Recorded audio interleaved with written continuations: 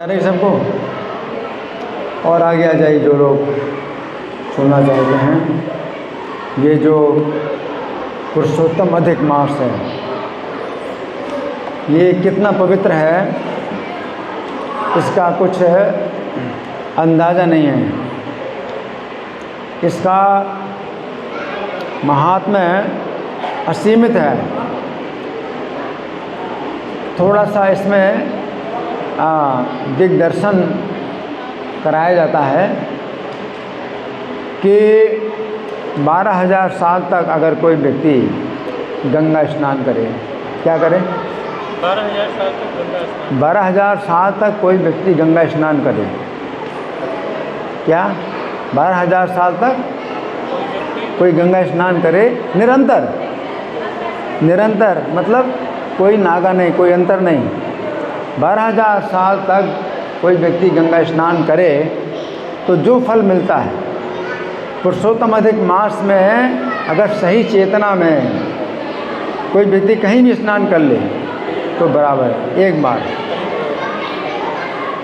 पुरुषोत्तम अधिक मास में एक बार भी और कहीं भी स्नान कर ले, गंगा स्नान की जरूरत नहीं है, कहीं भी स्नान कर ले सही चेतना में, तो 12,000 साल तक गंगा स्नान के बराबर है। अब क्या सोचिए कि पुरुषोत्तम अधिक मास की कोई तुलना हो सकती है किसी के साथ? पुरुषोत्तम अधिक मास की कोई तुलना नहीं हो सकती। ब्रह्मा जी के पास एक तराजू है। ब्रह्मा जी के पास क्या है? एक तराजू है। उस तराजू में उन्होंने एक पलड़े पर वेदों के बताए हुए जितने भी व्रत हैं, अनुष्ठान हैं, वो रखे। एक पलड़े पर सब प्रकार के अनुष्ठान, यज्ञ है, तपस्या है, दान है, व्रत है, स्नान है, सब रखे एक पलड़े पर। और दूसरे पलड़े पर पुरुषोत्तम अधिक मास को रखा। तो वो पलड़ा भारी हो गया, पुरुषोत्तम अधिक मास का पलड़ा भारी हो गया। सब जितने भी तीर्थ हैं, जितने व्रत हैं, जितने भी अनुष्ठान हैं, सब मिलकर के भी पुरुषोत्तम अधिक मास के 16वीं कला नहीं हो सकते। 16वीं कला का मतलब 6%। पुरुषोत्तम अधिक मास का जो फल है उसका 6% भी नहीं हो सकते। सोचिए कितनी बड़ी बात है। पुरुषोत्तम अधिक मास में अगर कोई व्यक्ति उस चेतना में अगर कुछ व्रत करता है, दान करता है, और कुछ जप करता है, तो इसका जो है फल की कोई जो है संख्या नहीं है, कोई गणना नहीं है कितना बड़ा फल प्राप्त होता है पुरुषोत्तम अधिक मास का। तो ये पुरुषोत्तम अधिक मास जिस समय प्रारंभिक प्रारंभ हुआ था, सृष्टि का प्रारंभ हुआ था, तो पहली बार आया पुरुषोत्तम अधिक मास, पहली बार आया। तो जब पहली बार आया तो जितने महीने हैं और जितने पक्ष हैं और जितने तिथियां हैं, उन सब ने मिलकर के पुरुषोत्तम मास की निंदा की। उस समय इसका नाम कोई नाम ही नहीं था। अभी हम पुरुषोत्तम मास बोलते हैं, उस समय इसका कोई नाम ही नहीं था। तो सब लोगों ने इसको नाम दिया मल मास। मल मास कितना खराब नाम है। जैसे कि मल आप त्याग करते हैं तो फिर उसको देखना नहीं चाहते। इसी प्रकार से सब जो महीने और तिथि और पक्ष है, सब ने मिल करके इसको मल मास नाम दिया और कहा कि हमसे दूर रहो, हमसे दूर रहो। कैसा लगेगा अगर आपको कहा जाए, यहाँ सब लोग मिलकर कहें चलो यहाँ से चलो, दूर बैठो, इधर में बैठो, कैसा लगेगा? हैं? कितना कष्ट मिला। तो बहुत कष्ट मिला उसको, बहुत कष्ट मिला। कहीं किसी से भी उसको सहानुभूति नहीं मिली, सांत्वना नहीं मिली, और सब ने उसकी निंदा की कि हमारे पास मत रहो, हमारे पास मत रहो। हैं? तो वो जो है बहुत कष्ट में है। जो है भगवान के वैकुंठ धाम में चला गया। वैकुंठ धाम में चला गया और भगवान विष्णु के सामने उसने जो है अपनी पुकार लगाई, पुकारा भगवान को। और वो जो पुकार है वो कैसी पुकार थी, उसकी तीव्र पुकार थी, बहुत तीव्र, है ना। तो भगवान तो उस की ही पुकार सुनते हैं जिसकी पुकार जितनी तीव्र होती है। जितना वो कोई व्यक्ति संकट में पड़ा हो और ऐसे संकट में पड़ा हो,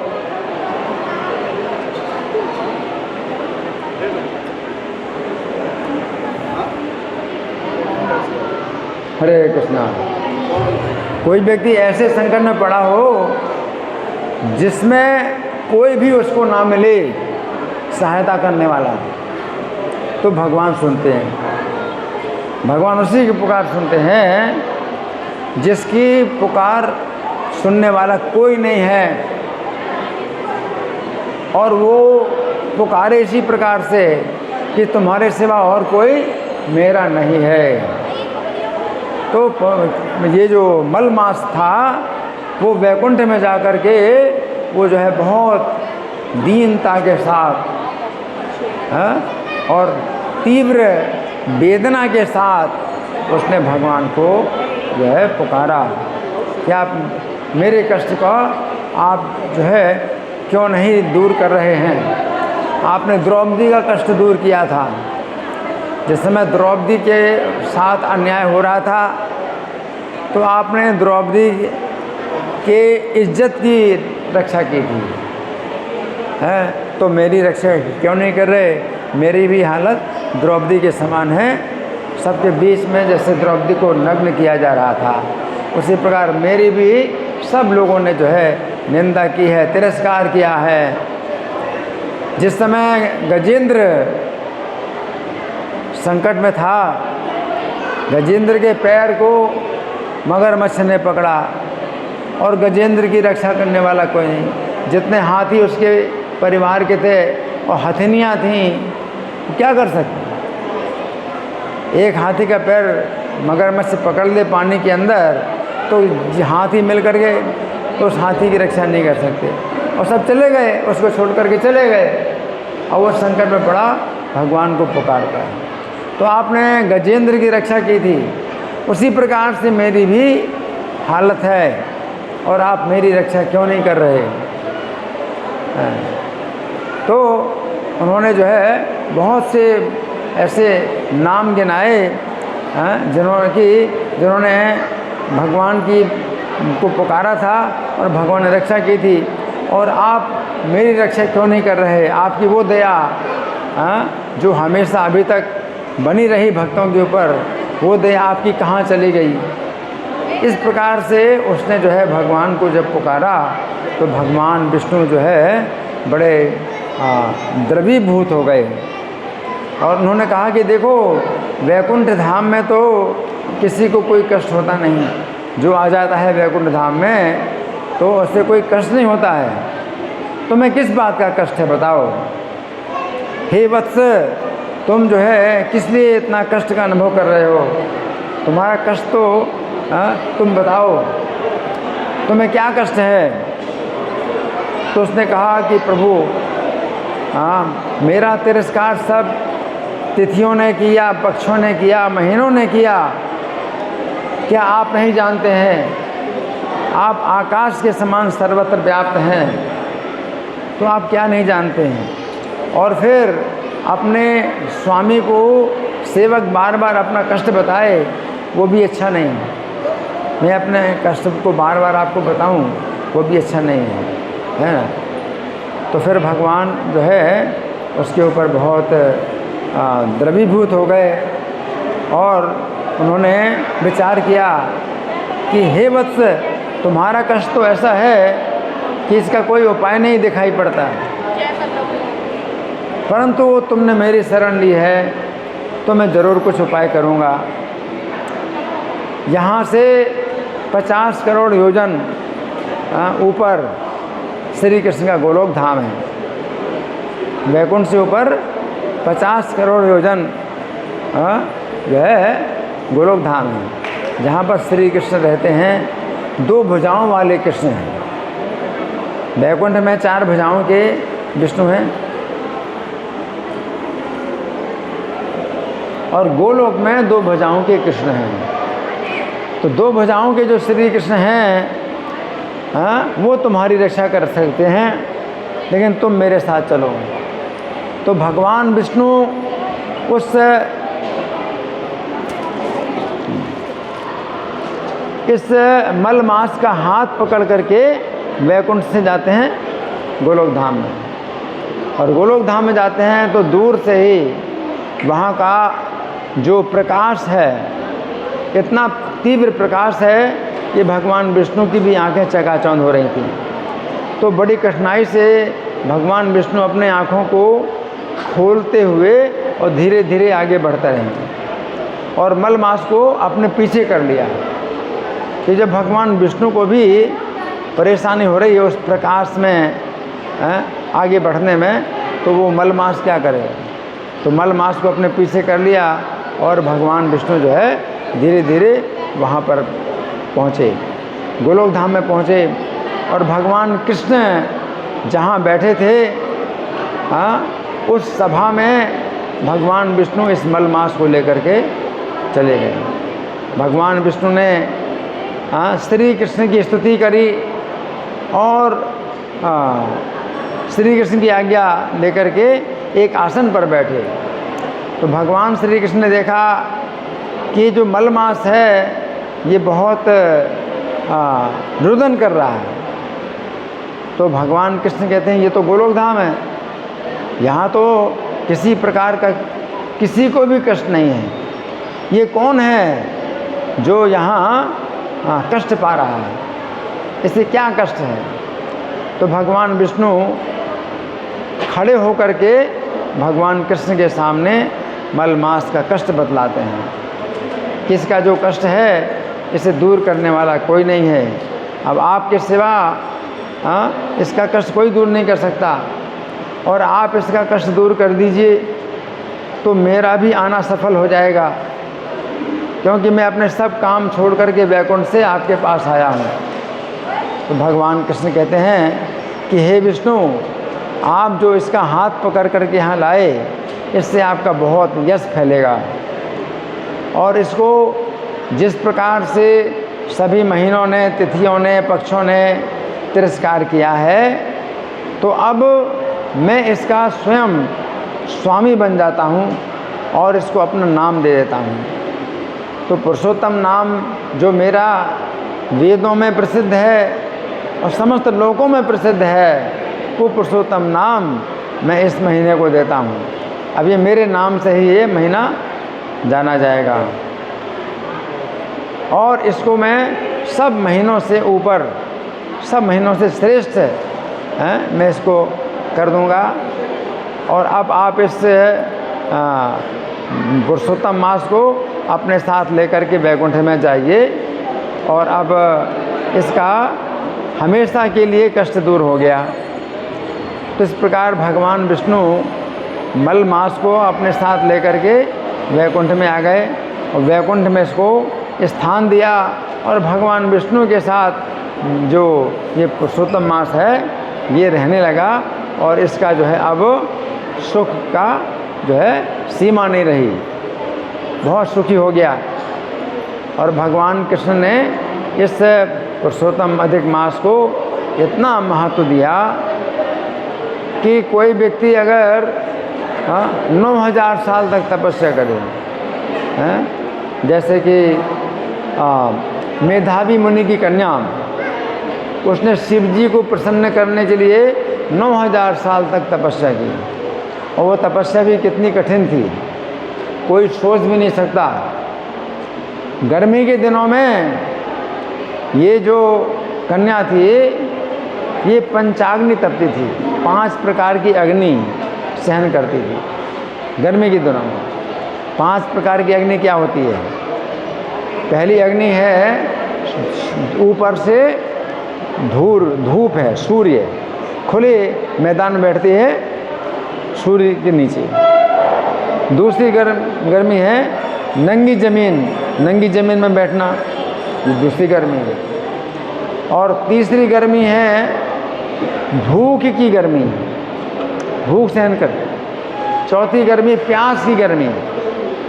और पांचवी गर्मी चारों तरफ आग का घेरा बनाया। गर्मी के दिनों में 5 प्रकार की अग्नि की तप रही। पहली अग्नि है आग का घेरा चारों तरफ से, और दूसरी गर्मी है ऊपर से सूर्य, और तीसरी गर्मी है नंगी ज़मीन, गर्म ज़मीन, और चौथी गर्मी भूख की, और पांचवी गर्मी प्यास की। 9000 साल तक तपस्या की गर्मी में। इस प्रकार से पंचाग्नि तपती थी। जाड़ों में शीतल जल में गले तक बनी रहती, शीतल जल में गले तक खड़ी रहती है ना। बरसात में पूरे वर्षा का जो है खुले मैदान में उसने वर्षा सहन की। इस प्रकार से 9000 साल तक तपस्या की। और शिव जी 9000 साल के बाद प्रसन्न हुए। और जब शिव जी ने कहा कि तुम वर मांगो, तो उसने कहा कि हे महादेव, मुझको आप पति दीजिए, पति दीजिए। ऐसे 5 बार उसने पति कह करके वर मांगा।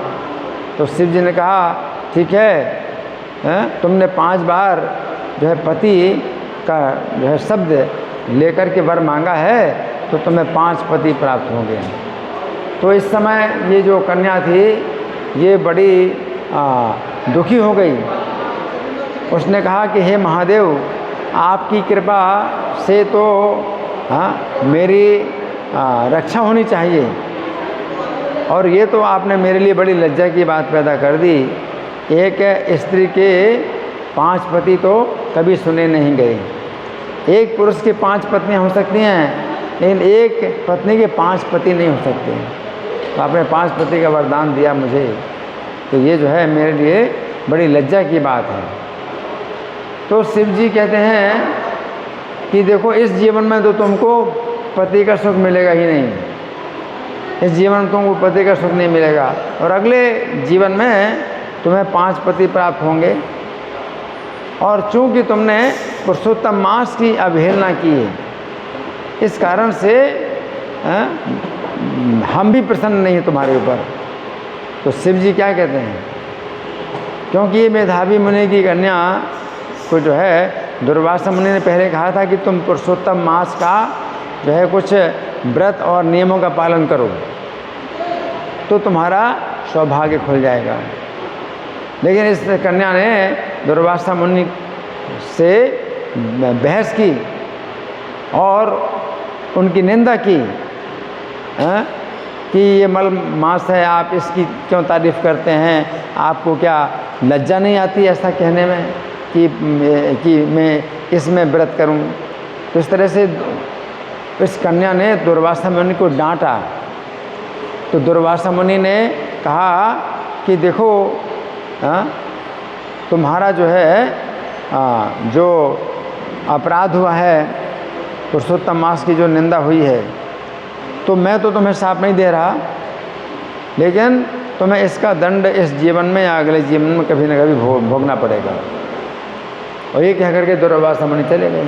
अब इसने जो है दुर्वासा मुनि की बात ना मान करके 1 महीने जो पुरुषोत्तम मास का व्रत नियम था वो नहीं किया, और शिव जी को प्रसन्न करने के लिए 9000 साल तक तपस्या की। और 9000 साल तक तपस्या की तो भी शिव जी प्रसन्न हुए और प्रसन्न नहीं भी हुए, प्रसन्न हुए प्रसन्न नहीं भी हुए। और इस प्रकार से जब कहा शिव जी ने कि तुमने पुरुषोत्तम मास का व्रत नहीं किया, इस कारण से मैं भी जो है खुश नहीं हूँ, और तुम्हें जो मैंने बोल दिया है इसको वरदान समझो या शाप समझो, यही तुम्हें भोगना पड़ेगा, यही तुमको मिलेगा। और शिव जी जो है बिना कुछ कहे अंतर्धान हो गए। इससे क्या पता चलता है, पुरुषोत्तम मास के जो है पक्ष में सभी देवता सभी ऋषि मुनि पुरुषोत्तम मास के पक्ष में रहते हैं। सामान्य लोग नहीं जानते। सामान्य लोग सोचते हैं कि ये मल मास है, इस मल मास में हमें कोई धार्मिक कार्य नहीं करना चाहिए। लेकिन सबको पता नहीं है कि जब भगवान विष्णु ने इसको शरण प्रदान की और भगवान विष्णु इसको अपने साथ हाथ पकड़ करके गोलोक धाम ले गए। और गोलोक धाम में भगवान श्री कृष्ण स्वयं इस महीने के स्वामी बन गए। इससे बड़ा सौभाग्य और क्या हो सकता है? इतने बड़े सौभाग्य की बात है। तो शिव जी कहते हैं कि तुमने पुरुषोत्तम मास का व्रत नहीं किया, इससे मैं प्रसन्न नहीं हूँ और तुम्हें जो है अब मैं कोई भी सांत्वना नहीं दूंगा। देखो ऐसा शिव जी ने मतलब क्या कह दिया, एकदम खुल करके बोल दिया कि तुम्हारे लिए मेरे मन में कोई सहानुभूति नहीं। इससे क्या मतलब है कि हमें पुरुषोत्तम मास का आदर करना चाहिए। और पुरुषोत्तम मास की भावना में आप अगर स्नान करते हैं और स्नान में जो है अगर आप कोई जो है प्रार्थना करते हैं कि मेरा ये कार्य पूरा हो जाए, वो कार्य पूरा हो जाए, तो पुरुषोत्तम मास के जो है कारण आपकी जो है आवश्यकताएं वो पूरी होंगी, है ना। तो जैसे भगवान के भक्त होते हैं तो भगवान अपने भक्तों की पुकार कभी सुनते कभी नहीं सुनते या देर लगाते हैं, लेकिन भगवान कहते हैं कि पुरुषोत्तम मास का जो व्रत करते हैं तो उनकी आवश्यकताओं को पूरा करने में मैं देर नहीं लगाता। तो इस तरह से भगवान ने पुरुषोत्तम मास का बहुत आदर किया, बहुत सम्मान किया और 5 पांडवों और द्रौपदी को कहा कि आप लोगों ने 12 साल तक जो वनवास का कष्ट भोगा है, तो पुरुषोत्तम मास तो कई बार आ चुका है, लेकिन आपने पुरुषोत्तम मास का व्रत और नियम नहीं किया। और द्रौपदी ने जो पुरुषोत्तम मास का अनादर किया था, पुरुषोत्तम मास का व्रत और नियम नहीं किया था, तो उसी के कारण भगवान कृष्ण ने भी द्रौपदी की रक्षा नहीं की और द्रौपदी को दुशासन से बहुत अपमान प्राप्त हुआ। द्रौपदी को दुशासन से बहुत अपमान प्राप्त हुआ। तो ये बात जो है हमें पता चली कि ये कारण ये था कि भगवान ने भी द्रौपदी का त्याग कर दिया और दुशासन उसको बाल पकड़ करके भरी सभा में लेके आया। लेकिन जब द्रौपदी ने भगवान कृष्ण के नामों को पुकारा तो भगवान ने रक्षा की द्रौपदी की, परंतु साथ साथ भगवान को भी इस बात का आक्रोश बना रहा कि द्रौपदी ने पुरुषोत्तम मास का क्या किया, अपमान किया है, तिरस्कार किया है ना। तो भगवान जो है बताते हैं कि जो पुरुषोत्तम मास का तिरस्कार करते हैं तो उनके लिए फिर मेरे हृदय में कोई दया नहीं रहती है। और अब तुम 5 पांडव और 1 द्रौपदी, पुरुषोत्तम मास जो अभी आने वाला है तो उसमें आप लोग व्रत नियम करिए और इसके परिणाम स्वरूप आप युद्ध में जीतेंगे और आपके शत्रुओं का विनाश होगा और आपको निष्कंटक राज्य प्राप्त होगा और जीवन भर में किसी प्रकार की भी परेशानी नहीं आएगी। तो ये पता चलता है हमें पुरुषोत्तम मास का महात्म्य कि चाहे कार्तिक के महीने हो और चाहे कोई भी महीना हो या कोई पक्ष हो या कोई तिथि हो, कोई व्रत हो किसी प्रकार का, पुरुषोत्तम मास की बराबरी नहीं कर सकता। जिस प्रकार से राजा सामान्य जनता के बीच में उस राजा का कितना महात्म्य है, उसी प्रकार से पुरुषोत्तम मास का जो महात्म्य है सभी महीनों के ऊपर है। श्री पुरुषोत्तम अधिक मास महामहोत्सव की जय, श्रील प्रभुपाद की जय। हरे कृष्णा।